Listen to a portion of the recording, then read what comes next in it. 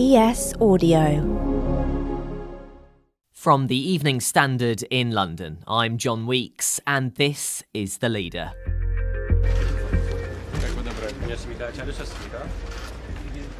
Vladimir Putin has met North Korean leader Kim Jong Un at the Vostochny Cosmodrome, a satellite launch facility in Russia's Far East, for talks on, in Putin's words, all topics. According to reports, though, these talks focused on two main topics: how Russia can secure arms from North Korea for its continued attacks on Ukraine, and how, in return, North Korea can secure better satellite technology from Russia. Pyongyang and Moscow both denied such a swap deal would be made, but the summit's been watched closely by Washington, London, and other allies. So, what will come from this historic meeting, and how could talks between these two leaders impact the rest of the world? Joining me now is Robert Fox, the Standard's defence editor.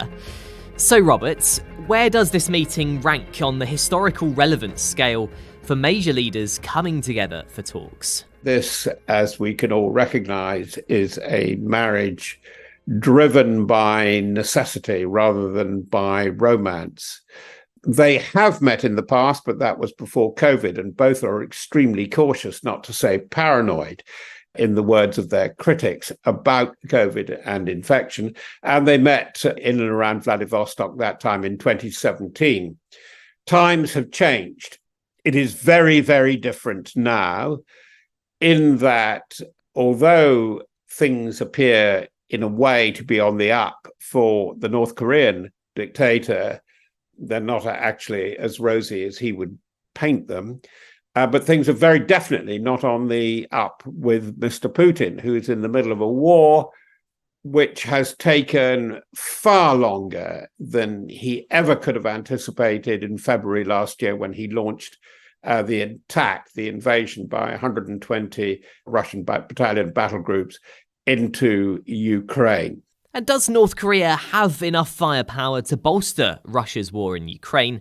And if so, what would those weapons look like? The North Korean forces have a lot of Soviet-style weaponry, stocks. They have things like cannon or howitzer barrels, which are desperately needed because fire 2,000 plus 5,000 rounds, they get pretty hot quite physically, and they bend. There are tolerances that give way, and they have to be replaced. And that is an issue for both sides in the present contest of the so-called Ukrainian summer offensive. So that's what they want in the first place, with the wish or the hope for Putin that he can ramp up Russian military defense industries to replace the shortfall. That is pretty doubtful, by the way, and he will still have to go on scouring the world, particularly among dubious allies, to see who can come up with munitions. And so we now have two particularly strange bedfellows, North Korea and Iran, which has been supplying lots of weaponry, most famously the Shahed drones, quite modestly priced, quite effective, one-way street, causing an awful lot of damage to the utilities and electricity supply infrastructure just about a year ago in Ukraine. Very important still, not quite as vital as it was, and the desperately needed artillery weaponry from North Korea. And that will go on.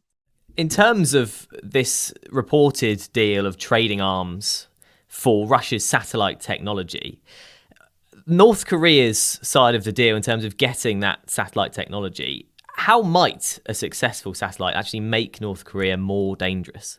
Well, we've seen the performance of satellites very important in Ukraine, particularly Starlink of Musk at the beginning of the campaign. And then there was the report that Musk, after various discussions with the UN and with Russian counterpart, he turned off Starlink when some attacks were imminent in Crimea. So he was playing God, seemingly.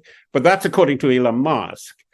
Actually, it turns out not to be quite like that, because the Ukrainians took note and then prosecuted, that means performed, several very successful attacks on Crimea a month later.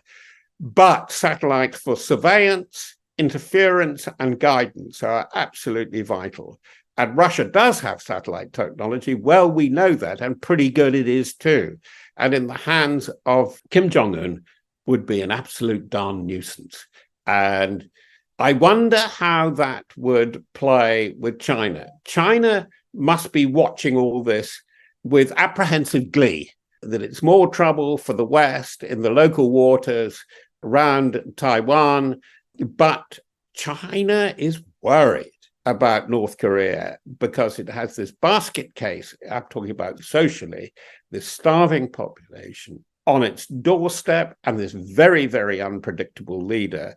And now it's got two unpredictable leaders on its doorstep because we know that they're very, very worried about the parameter, the path that Putin and Putinism will take next, particularly in ensuring its own survival. Let's take a break now. In part 2, Robert tells us whether we should be worried about the potential consequences of this meeting. It's very interesting how it threatens to get into the election campaigns both in UK and US next year.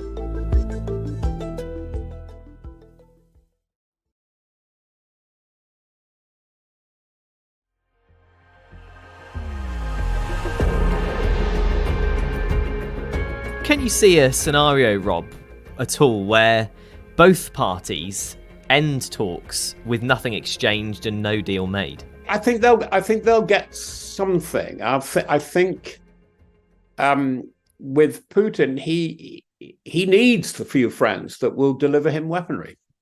So something will come out of it, but I think it's going to be pretty asymmetric.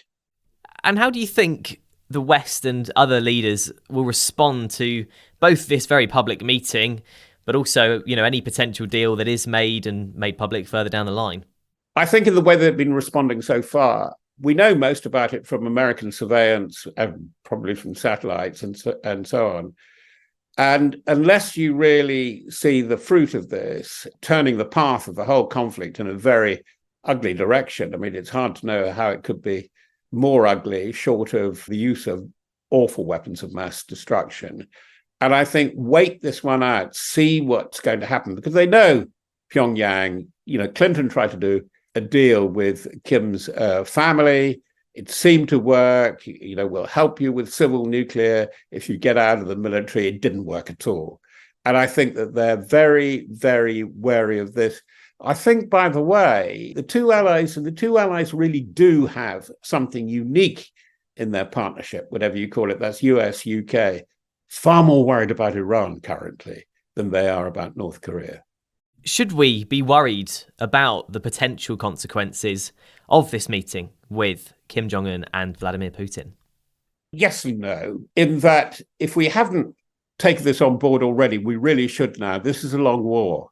It's very interesting how it threatens to get into the election campaigns both in UK and US next year.